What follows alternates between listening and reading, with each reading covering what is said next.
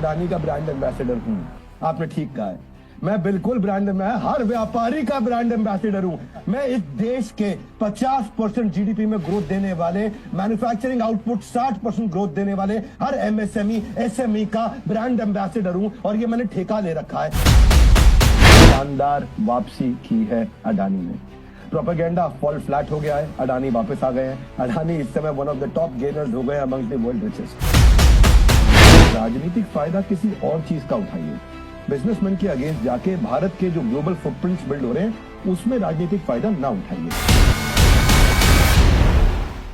नमस्कार दोस्तों, मैं हूं दीपक चौरसिया। देश का सबसे पुराना चैनल, देश का सबसे भरोसेमंद चैनल, और इसी चैनल पर बहस के नंबर 1 शो ताल ठोक में आपका स्वागत है।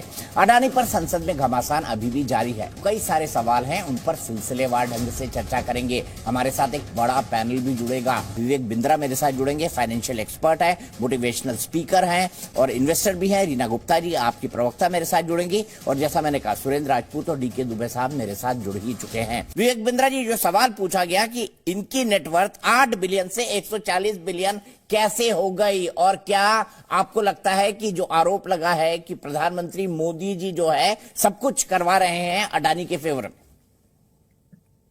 अब प्रधानमंत्री मोदी जी करा रहे हैं नहीं करा रहे हैं, ये विपक्ष को जरूर प्रश्न पूछना चाहिए, और विपक्ष को बहुत बधाई, उनका काम है ये। तभी हमारे देश की जो गवर्नमेंट है इस समय वो रेगुलेटेड रहेगी। तो मैं बिजनेस की बात जरूर करूंगा, बड़ी कमाल की बात बताऊंगा। हो सकता है ये वायरल हो जाए आपके चैनल से। आज आप चौरसिया जी, आपको खुशी होगी, सत्य परेशान हो सकता है, पराजित नहीं हो सकता। शानदार वापसी की है अडानी ने। प्रोपेगेंडा फॉल फ्लैट हो गया है, अडानी वापस आ गए हैं। अडानी इस समय one of the top gainers हो गए among the world richest. 7 out of 10 groups जो है इनके वापस आ गए, पूरा जंप मार गए हैं। अडानी फ्लैगशिप स्टॉक कर वापस जंप कर गया 25%, $6 बिलियन वापस रिकवर कर गया लोगों का। फोर्ब्स ने बोल दिया अडानी वापस टॉप 20 रिच में आ गए, इस समय 17वें सबसे अमीर आदमी हो गए। वो कहते कि मेरा पानी उतरता देख किनारे पर घर मत बसा लेना, मैं समंदर हूं। मेरा पानी उतरता देख किनारे पे घर मत बसा लेना, मैं समंदर हूं, लौट कर वापस आऊंगा जरूर। हरीश साल्वे जो कि एक्स, आप जानते हैं, लॉयर रह चुके हैं अडानी ग्रुप के, आज अंबानी ग्रुप के लॉयर है, और वो अडानी ग्रुप के साथ में खड़े होकर क्या बोले कि पहले हम विदेशी इन्वेस्टर्स को we used to woo them, हम उनको बुलाते थे आ जाओ आ जाओ आ जाओ। अब पूरा विदेश हमारे अडानी जी को बुला रहा है इस समय, और वही दिल जला रहा है इस समय। That is causing the heart burn. TV Somanathan, finance secretary, वो क्या बोल रहे हैं, जितना टर्मोइल आया है वो इस समुंदर में चाय के प्याले के मुकाबले, इतने बड़े समुंदर में चाय के प्याले के मुकाबले कुछ नहीं हो रहा भारत को। भारत बिल्कुल ठीक है इस समय, कोई समस्या नहीं आ रही। अश्वत्थ दामोदरन, ये हमारे गुरु है, मैं भी इनको अपना गुरु मानता हूं। न्यूयॉर्क स्टॉक एक्सचेंज के लिए एनवाईटी यूनिवर्सिटी के फाइनेंस के प्रोफेसर हैं, वर्ल्ड के वैल्यूएशन गुरु है। कह रहे हैं Adani with all it's flaws is a competent player in infra business.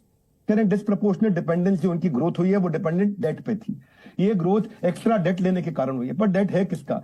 ये कह रहे सीजनड इन्वेस्टर जो है मार्क मोबियस, जो कह रहे हैं ना इस समय भारत के कुछ लोग लगे हुए हैं कि भारत गया, भारत गुड़ गया खत्म हो गया, बैंक खत्म हो गया, LIC खत्म हो गया। वो क्या बता रहे हैं? दुनिया के सबसे बड़े इन्वेस्टर। अरे रुक 2 मिनट दीजिएगा दीपक जी, कमाल की बातें बताऊंगा आपको, काम आएंगे एक एक करके। विवेक जी, आपके पास वक्त है, एक एक करके जवाब ले लेते हैं। अभी स्टॉक प्राइस आपका कहना है कि ऊपर चले गए हैं इस, मैं तो आपको बताने वाला हूँ कौन कौन क्या क्या कहने वाला, केवल मैंने क्रेडिट साइड जो है फिच रेटिंग की वो मैं आपके पास आऊंगा। प्रांजल भी मेरे साथ हैं, स्वयं प्रकाश पुरोहित जी, उनको मौका देना जरूरी है। पुरोहित जी, आप क्या कहेंगे, क्योंकि आपकी पार्टी के बारे में आज अधीर रंजन चौधरी ने आरोप लगाया है कि आपने चूंकि ताजपुर पोर्ट लिया हुआ है इसलिए आप इस मुद्दे पर बोलने से बच रहे हैं। हकीकत क्या है, और कांग्रेस का साथ नहीं दे रहे? देखिए, आज देश के अंदर में अभी जो फाइनेंशियल एक्सपर्ट बने हुए हैं, मुझे लग रहा है ये अडानी के ब्रांड एम्बेसडर बनकर के बात कर रहे हैं। आज अडानी के शेयर ऊपर गिरे या नीचे गिरे फर्क नहीं पड़ता है, फर्क पड़ता है कि अडानी के देश के अंदर में जो सत्ता में सरकार बैठी है, किसी भी कॉर्पोरेट कंपनी में अगर लूप होल्स है, अगर किसी ने आरोप लगाया है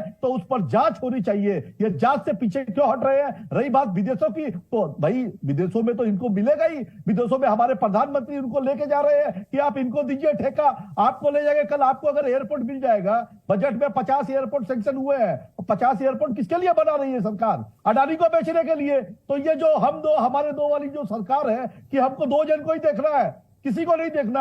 अडानी समूह के साथ में जो भी इन्होंने धोखाधड़ी की है, इसकी संपूर्ण जांच होनी चाहिए। ये बैठ करके हंस रहे हैं विवेक बिंद्रा जी, इनको सोचना चाहिए कि ये देश के अंदर में गरीबों का पैसा है। LIC में किसका पैसा लगता है? लाइव शेयर मार्केट नहीं करता है गरीब आदमी, वो अपने जीवन की पूंजी लगाता है इंश्योरेंस के अंदर में। अभी क्या है एलआईसी की जो अवस्था है कि आप शेयर मार्केट में लगा दीजिए, जिस दिन अडानी जी गए डब्बे में, सबके पैसे गए डब्बे में। ऐसा ही तो होना है। नोटबंदी में 4000 के लिए लाइन लगा दी थी, काला धन बंद हो गया क्या देश के अंदर से? नहीं हुआ। यही बात ठीक दीदी ने उस समय है पुरोहित जी, यहीं रुकिए, मैं फिर आऊंगा आपके पास। आपने विवेक बिंद्रा जी का नाम लिया, विवेक बिंद्रा जी हंस रहे हैं। विवेक जी, आपके लिए 90 सेकंड, फिर मैं प्रांजल के पास जाऊंगा। भाई इन्होंने एक बात ठीक बोली, स्वयं प्रकाश जी। मैं आपको थोड़ा और प्रकाशित करता हूं, क्या बढ़िया बोलते हैं आप। मैं अडानी का ब्रांड एम्बेसडर हूं, आपने ठीक कहा है। मैं बिल्कुल ब्रांड, मैं हर व्यापारी का ब्रांड एम्बेसडर हूं। मैं इस देश के 50% जीडीपी में ग्रोथ देने वाले, मैन्युफैक्चरिंग आउटपुट 60% ग्रोथ देने वाले हर एमएसएमई एसएमई का ब्रांड एम्बेसडर हूं। और ये मैंने ठेका ले रखा है। इसके बदले में मिलता कुछ नहीं, क्योंकि मैं जानता हूं जब खुशहाली आएगी तो फायदा आपकी पार्टी का भी होगा, पूरे देश का होगा, हर एक का होगा। आपको जरा मैं 2-4 चीजों से और प्रकाशित कर देता हूं। स्वयं प्रकाश जी तेजी से पकड़ना, क्योंकि मेरी वर्ड पर मिनट जो है बहुत ज्यादा तेज है। आप ये समझ लीजिए, पहले आनंद महिंद्रा ने क्या बोला।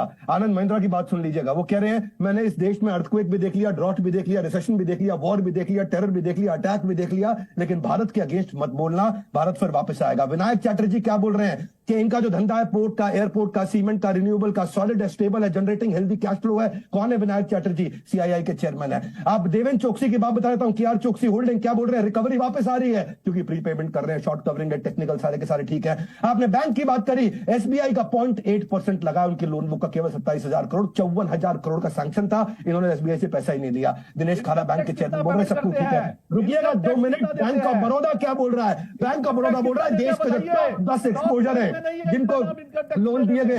अरे स्वयं प्रकाश जी आपको प्रकाशित कर रहा हूं। एक मिनट दीपक चौरसिया जी, मैं नहीं बोलूंगा। आप बता रहे हैं सरकार के सहयोग से काम कर। अच्छा स्वयं प्रकाश जी, इनको कंक्लूड करने दीजिए ना। 20 सेकंड और 90 सेकंड में सबको देता हूं। मैंने आपको दिया, प्लीज बीच में मत टोकिए। इसके बाद मैं बाकी गेस्ट के पास जाऊंगा, प्रांजल के पास भी जाना है मुझे।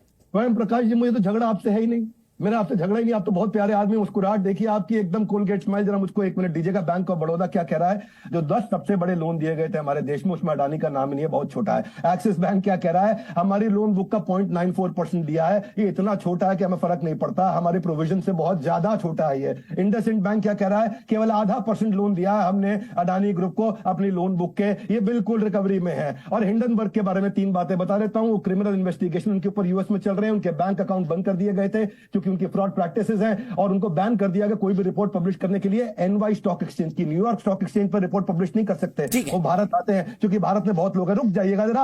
अमेजॉन ने 10% एम्प्लॉइज को निकाल दिया जब उनका शेयर डाउन हुआ। गूगल ने 6% एम्प्लॉय को निकाल दिया जब शेयर डाउन हुआ। फेसबुक ने 13% एम्प्लॉय निकाल दिया जब शेयर डाउन हुआ। अडानी का शेयर 50% डाउन हुआ, एक भी आदमी को नहीं निकाला। ठीक है, क्या जो एक आरोप लगा रहे फाइनेंशियल सेक्टर से जुड़े लोग कि भाई इससे हमारी भारत की ग्रोथ जर्नी पर अटैक करने की कोशिश की जा रही है, आप इसको कितना ठीक मानते हैं? अब कुछ फाइनेंशियल एक्सपर्ट्स की इस राय को।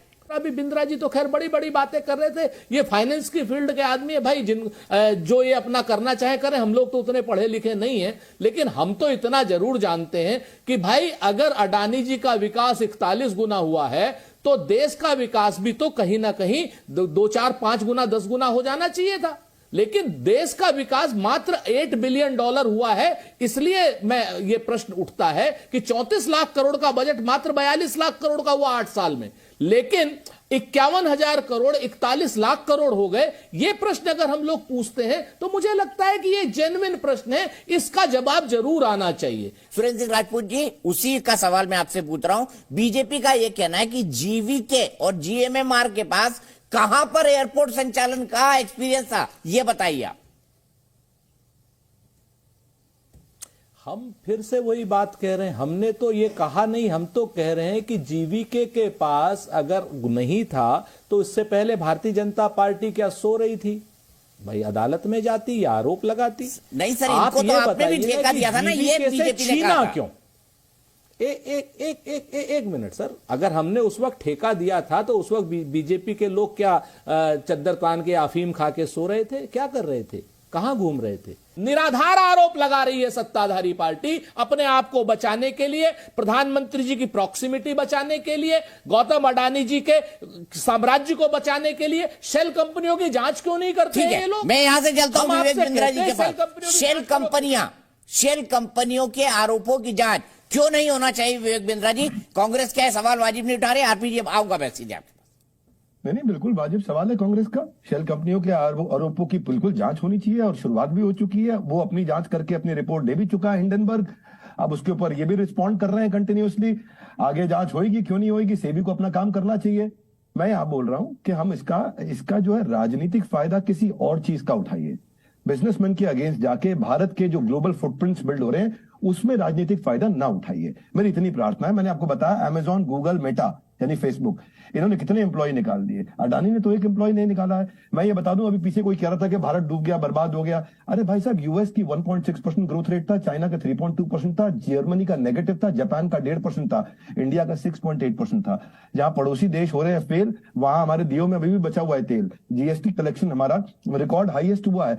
10.5 लाख करोड़ से हम 13.5 लाख करोड़ पे चले गए, 25-26% ज्यादा हुआ है। श्रीलंका का पता नहीं है आपको, उनका राष्ट्रपति भाग गया, वर्स्ट इकोनॉमिक क्राइसिस है इस समय, इन्फ्लेशन रेट 302% है वहां पे। पाकिस्तान आपको पता नहीं है कि बता दिया गया है कि साउथ एशिया की सबसे वीकेस्ट इकोनॉमी है, बिजली चली गई, सब खत्म हो गया, इन्फ्लेशन वहां 48% है पाकिस्तान में। मैं क्षमा चाहता हूं, ये बांग्लादेश में, पाकिस्तान में तो बहुत ही बुरा हाल है। पाकिस्तान का जो उनका स्टेट बैंक है, स्टेट बैंक ऑफ पाकिस्तान, उसके पास $4 बिलियन बचा, यानी कि 3 हफ्ते का पैसा बचा इंपोर्ट करने के लिए। खत्म होगा, दिवालिया हो गया, 88% इन्फ्लेशन बढ़ गया। भारत में तो 4.8% था। हम लोग आज हम लोग पास जो इस समय ग्लोबल रिजर्व है डॉलर्स का, वो 6th हाईएस्ट है पूरे वर्ल्ड के अंदर। 13 करोड़ हमारे एमएसएमई इस समय कॉन्ट्रीब्यूट कर रहे हैं लगातार। ठीक है, सीधे विवेक बिंद्रा जी कैसे कंक्लूड करना चाहेंगे? आज पिछले कुछ दिनों से जो हिंडनबर्ग की रिपोर्ट के बाद अडानी पर आरोप लगे, उस पर क्या कहना चाहेंगे आप चलते चलते? 2-3 बात क्विकली समझा देता हूं। पॉलिटिक्स का फायदा उठाइए। पॉलिटिक्स में बिजनेसमैन को गिरा के नहीं, भारत को गिरा के नहीं। अडानी का पीई ज्यादा था, मैं मानता हूं। कंपनी ओवर वैल्यूड थी, सब जानते हैं, मैं भी मानता हूं, सब मानते हैं। अडानी में रिटेल इन्वेस्टर था ही नहीं, पैसा डूबा ही नहीं है रिटेल इन्वेस्टर का, बहुत कम रिटेल इन्वेस्टर था। अडानी का पीई 300 पार था, रिलायंस का 25, इन्फोसिस का 27, टीसीएस का 31, लेकिन अडानी ड्रॉप करने के बाद भी 168 पे गया। हम समझते हैं बात को, ओवर वैल्यूड है कंपनी, परंतु अडानी भी झूठ बोल रहे, एसबीआई भी झूठ बोल रहा, एलआईसी भी झूठ बोल रहा, फाइनेंस मिनिस्टर भी झूठ बोल रही, आरबीआई भी झूठ बोल रहा, पीएनबी भी झूठ बोल रहा, सेबी भी झूठ बोल रहे, सबके सब झूठ बोल रहे, राजनीतिक फायदा उठाने वाले सच बोल रहे। मैं आपसे यही बात कहना चाह रहा हूं कि बिजनेस है, रियल बिजनेस है। एसएनपी ने बोल दिया, एसएनपी ग्लोबल नंबर 1 रेटिंग देने वाली कंपनी, मोडी नंबर 2 रेटिंग देने वाली कंपनी, वो बोल रहे हैं भाई सब कुछ कंट्रोल के अंदर है, बिजनेस चल रहे हैं, कैश फ्लो के बिजनेस है। अडानी एनर्जी गैस इस समय आज देश की इतनी बड़ी बिजली प्रोड्यूस कर रहा है, धंधा चल रहा है, पैसा आ रहा है, कागज ऊपर नीचे हुआ है। कंफ्यूज मत होइए, राजनीतिक फायदा बिजनेसमैन को माफ कर दीजिए, उसको छोड़ के कहीं और उठा लीजिए। ठीक है, यहीं पर रुकते हैं। हमारी इस बहस में फिलहाल इतना ही। आरोप और प्रत्यारोप संसद में लगते रहते हैं, ये चलते भी रहेंगे, क्योंकि 2024 में लोकसभा का इतना बड़ा चुनाव जो आने वाला है।